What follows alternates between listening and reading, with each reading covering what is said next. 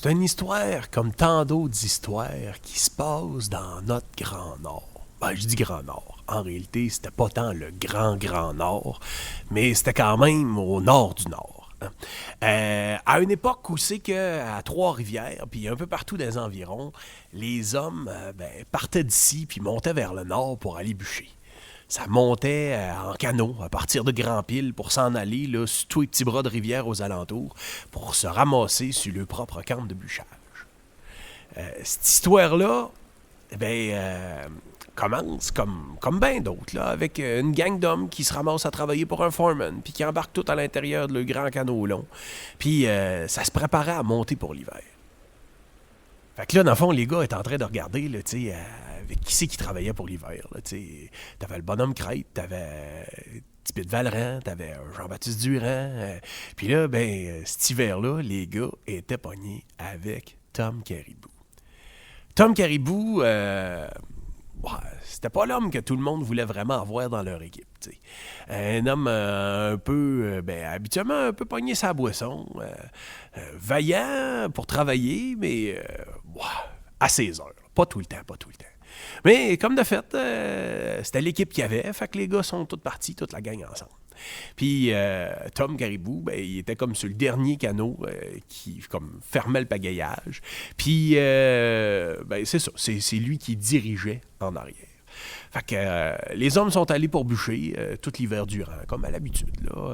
Ils se ramassent au camp, puis les journées se ressemblent toutes. Là. Avant que le soleil se lève, les gars se lèvent, se mettent à manger, s'en vont faire le journée de bûchage au grand complet.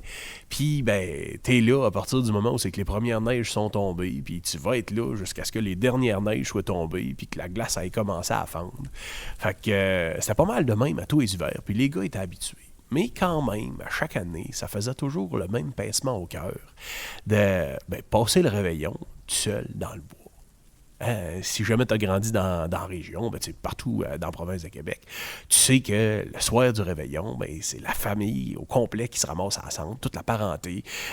Tu te ramasses 30, 40, 50, 60 dans la même maisonnée. T'sais. Puis là, la nourriture à n'en plus finir. C'est les danses, c'est les violonneux et les rigodons, tout ça au grand complet va égayer ta soirée. Mais toi, avec toi les autres, t'es dans le camp, puis t'es en train de faire ce qu'il y a de faire à faire. Fait que ça pinçait toujours un peu dur sur le cœur des gars, mais il y a une année que, justement, cette année-là, pendant que les gars étaient au camp, ils ont ouï dire que 2 camps plus loin, les gars vont avoir la visite d'un nouveau, d'un novice. Là. Il vient tout juste de finir son séminaire. Le curé des Îlets, qu'ils disent. Ça, en tout cas, certains racontent là, que ça, fort probablement, ça va devenir curé au Cap de la Madeleine, là, mais il était encore début de carrière. Fait que... comme de fait, les gars commencent à se dire, si jamais on est pour avoir un camp pas trop loin qui célèbre une messe de minuit, on pourra faire la distance, se ramasser une coupe de camp ensemble, puis à partir de ce moment-là, on aura de quoi célébrer. T'sais. Fait que là, le mot commence à se passer, puis pas mal tout le monde était prêt à faire le voyage. Tu sais, ça voulait dire qu'au moment où c'est que la journée d'ouvrage finit, tout le monde ramasse ses raquettes, tout le monde ramasse ses affaires, ils s'en vont, ils devraient arriver pas mal vers 11h, 11h30 sur l'autre camp, puis une fois rendu là, célébrer la messe de minuit, un petit peu de célébration après, puis après ça, les gars seraient capables de revenir, mettons, pour que le soleil se lève, puis le lendemain, il serait comme pas trop pire pour prendre une journée de congé avant de repartir la semaine d'ouvrage, comme à l'habitude.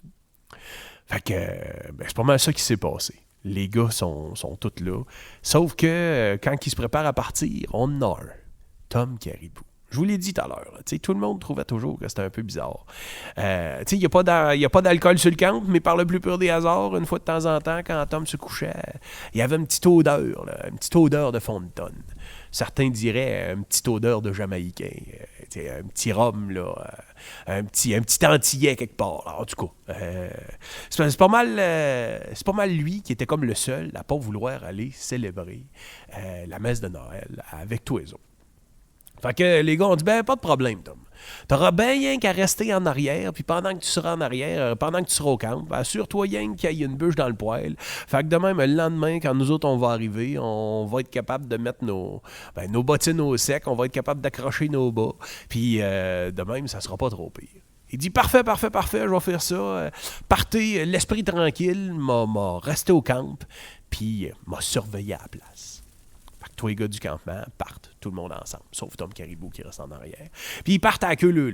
Ils suivent le trajet, puis ils passent de par le premier camp de bûcheron qui est voisin, puis ils se rendent éventuellement jusqu'au deuxième camp de bûcheron voisin. Puis alors que les gars sont rendus là, comme de fait, là, c'était 4-5 camps de bûchage des alentours. Là. Il y avait passé de savoir que tu avais quelqu'un qui s'en venait, un curé des Îlets qui appelait, qui s'en venait célébrer tout ça. Ben, tout le monde était bien content. C'est sûr et certain que c'était pas la messe de minuit la plus glorieuse. Là, là, la belle grande crèche, puis tout ça, c'était pas mal une salière, une poivrière, puis un petit repli de bas. Tu sais, quand tu fais une petite motte avec tes bas, là, ça, c'était le bébé Jésus. Puis, tu sais, il avait fait à peu près une crèche. Puis, l'hôtel, c'était pas mal le comptoir du cook. Puis, les gars étaient installés là dans le cambus. Puis, c'est de même que la célébration s'est passée. C'est sûr et certain que c'était pas dans les plus beaux Noëls que les gars ont vus, mais c'est clairement une messe de minuit qui a fait chaud au cœur à tout le monde. Et parce que tout le monde était là, ça lui donnait un semblant de normalité, malgré le fait qu'il était bien plus loin qu'à l'habitude. Puis, c'est ça, ça ramenait quand même des bons souvenirs. Fait qu'une fois la chose faite, comme de fait, les gars célèbrent un peu, mais après ça, faut qu'ouvrage se fasse. Fait que tout le monde ramasse leur raquette, puis les gars commencent à refaire le chemin. Nos gars se dirigeaient tranquillement pas vite pour retourner justement voir si Tom Caribou s'était endormi ou s'il avait pensé laisser une bûche dans le poêle.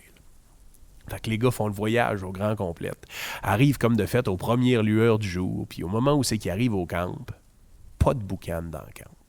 Hop là. Puis là, continue le chemin, puis une fois rendu là, la porte est entrouverte. Il y a quelque chose qui ne marche pas. Les gars commencent à faire le tour, cherchent Tom Caribou, trouvent pas Tom Caribou. Puis là, par précaution, les gars commencent à s'armer. T'sais, d'un coup, qu'il y aura une bête sauvage, là, un Wendigo, on ne sait pas trop quoi, qui serait là dans les environs. Fait qu'à partir de ce moment-là, les gars commencent à s'armer puis commencent à vouloir faire le tour des environs, espérant, bien sûr, trouver Tom Caribou dans un bon état. Mais s'il n'y a plus de fumée dans la cheminée, probablement qu'il n'a même pas mis une bûche depuis que les gars sont partis, là. Fouille un peu partout. La beauté, bien sûr, c'est qu'il y avait neigé entre les deux. Fait qu'on était capable de voir quelques traces de pas, mais pas tant que ça. Fait que, en tout cas, les gars se mettent à fouiller tout le terrain aux alentours. Puis, un moment donné, c'est le chien du foreman qui se met à aboyer. Puis là, sur le coup, les gars commencent à regarder, pas trop sûr. C'est une espèce d'escarpement bizarre où c'est que le chien s'en va, tu sais. Le chien est comme de par en bas, puis là, il y a comme un arbre qui part de là, puis qui longe un peu comme une espèce de... Je voudrais pas dire... Tu sais, une espèce d'escarpement, là, pas tant de falaise. Là, c'est pas quelque chose de trop haut. Là, peut-être l'équivalent d'un étage, à peu près. Puis en dessous de ça, en dessous de l'arbre, là, t'avais comme les racines de l'arbre qui étaient installées là, puis ça faisait une espèce de trou. Mais quand le chien se met à japper, il y a un ours qui est à la base de cet arbre-là. Hop là, que là, tout le monde commence à avoir peur. Mais tu sais, c'est-tu l'ours qui a attaqué Tom Caribou? Et on... Non, mais là, ça a comme pas d'allure, commence à regarder à gauche et à droite, tu trouves pas une trace de sang, tout est sous contrôle. En réalité, c'est quand on a regardé dans les airs. Crayez-les pas, Tom Caribou, couché dans les branches de l'arbre, là, pour pas tomber en bas. Là, bien sûr, le chien commençait à japper, là, ça l'a réveillé, mais pendant qu'on est là, on se rend compte que il y avait un petit baril de rhum avec lui. Un petit baril de rhum. Là, sur le coup, on n'était pas trop sûr de ce qui s'est passé, là, mais imaginez-vous donc que ce qu'on a compris, c'est que la raison pour laquelle il était le dernier canot en arrière, là, c'est que lui, il s'était justement attaché son petit baril de rhum au bout d'une corde, en arrière de son canot. Fait que de même, il était capable de cacher ça dans la rivière sans que personne s'en rende compte. Puis quand on est arrivé à destination, il a pris le canot puis il a caché ça dans le creux d'un arbre. Au fur et à mesure que les semaines avançaient, une fois de temps en temps, il sortait pour aller se prendre une petite gorgée. Sauf que fort probablement qu'un soir, il a dû mal fermer son bouchon, puis son tonneau a dû commencer à couler. Eh bien, imaginez-vous donc, à la base de l'arbre, en dessous des racines, c'est là que notre ours s'est installé pour passer l'hiver. Fort probablement qu'il y a des gouttes de rhum qui ont dû descendre jusque sur le bord des bobines, qui s'est mis à licher ça. Puis là, à partir du moment où c'est que tu y as goûté, c'est clair que tu vas en revouloir.